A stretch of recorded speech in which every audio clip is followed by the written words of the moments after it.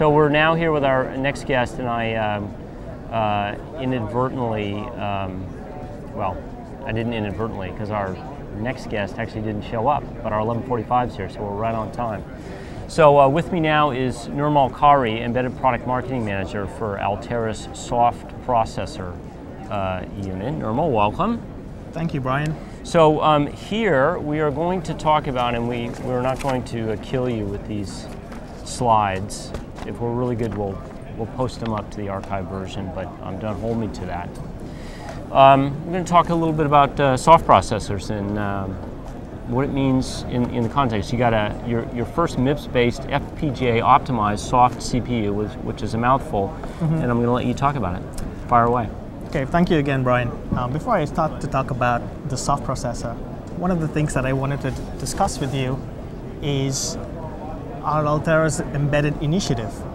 Now, Altera's Embedded Initiative is a series of very exciting investments that Altera is going to make in the next few years that will encompass not only soft processor technology, but also integrated monolithic processor with an FPGA, as well as package-in-package technology that we will partner with Intel. Today, however, I'm going to be talking about a new soft processor, which is the MP32 processor. It is the first MIPS-compatible soft-core processor that is optimized for Altera's FPGA and hard copy devices. Have you guys not done MIPS before? No, this is the first MIPS processor that will be available ever in an FPGA or programmable logic. Why MIPS? Why not ARM? MIPS is, well, ARM is a very good ecosystem. A lot of the things that we do come from the fact that customers drive us to what they like.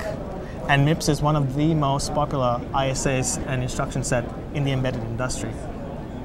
So does it take you into certain embedded applications that they're known for? Yes. Talk a little bit about that. Yes. Well, if you recall, we have a ARM-based soft processor that we offer through Arrow, which is the ARM Cortex-M1. Okay. What's different about the MP32 processor is that it is an applications class processor. What that means is it runs a memory management unit that is capable of running complex operating systems like VxWorks, QNX, Linux, Windows CE, and Green Hills Integrity.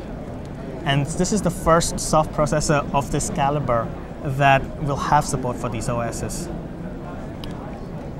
Interesting. So, and you're not smothering Neos in the crib? That continues to be an offering for you So guys? A little bit about Neos, since I also manage the Neos product line. Neos has grown to become one of the most popular soft processors and one of the most popular processors in the embedded industry. Today, 1 out of every 3 FPGA designs uses a Neos processor. So it's been driven primarily by FPGA designers that want real-time performance and a soft-core processor that is very versatile. Right? And Neos has a microcontroller, a real-time and applications, even a safety-critical DO254 certified variant.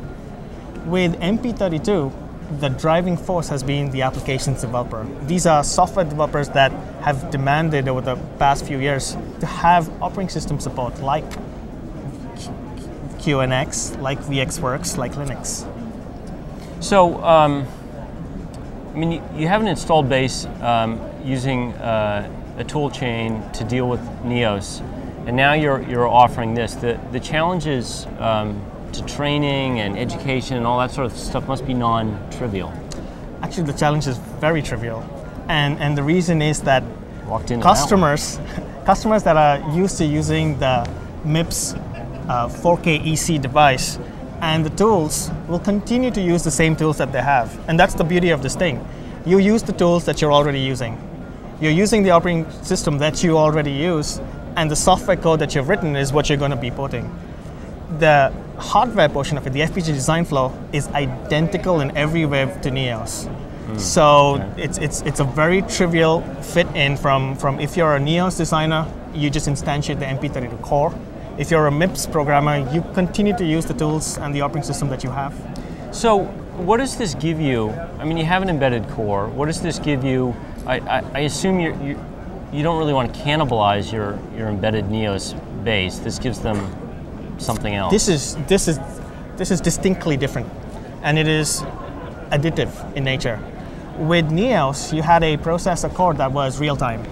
It was very powerful in terms of hardware assist. You could run custom instructions. You could take C code and you can have hardware generated automatically.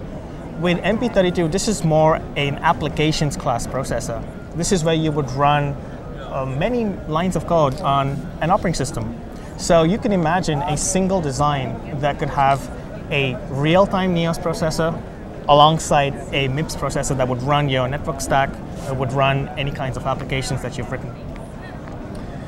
Okay, so talk me through this. You're just announcing this recently, today, this week?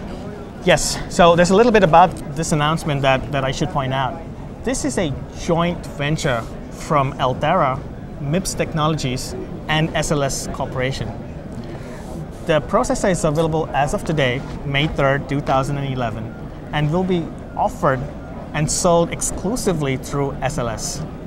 SLS is a system expert that builds systems using embedded softcore processors. And so customers will buy this core from SLS. They will get embedded IP, they will get development kits, they'll also get their own board support packages. Are they known for any particular embedded applications in the industrial space? Just industrial? SLS has several applications. In fact, today at the booth at Embedded Systems Conference, we're showing several demos in industrial applications, in video surveillance, industrial Ethernet, and in many of these applications, SLS has provided in the past embedded IP cores. They are also the distributor for Linux for the Neos processor. Okay. So they have a breadth of experience in any of embedded design. Okay, so available today, cost? The license modeling for MP32 is fairly attractive. It's a one-time payment for an unlimited number of cores. So you could basically have a perpetual use, royalty-free processor core that you can use across one or any of Altera's FPGA devices. Okay, so you're still paying for the FPGA, obviously. You're still paying for the FPGA, okay. Yes. And how does that differ from the Neos license? It is identical. It's identical. Yes. Okay. What booth are you guys in? Our booth is located in the right-hand corner of this. It's 3121. 321 or 3121? 2132. Thank you, Steve. Steve is Johnny on the spot, or Stevie on the spot, as the case may be. And so, if you're coming down here later today, or tomorrow, or Thursday, come check it out, because Nirmal will walk you through the whole thing, and he'll buy you a beer, maybe.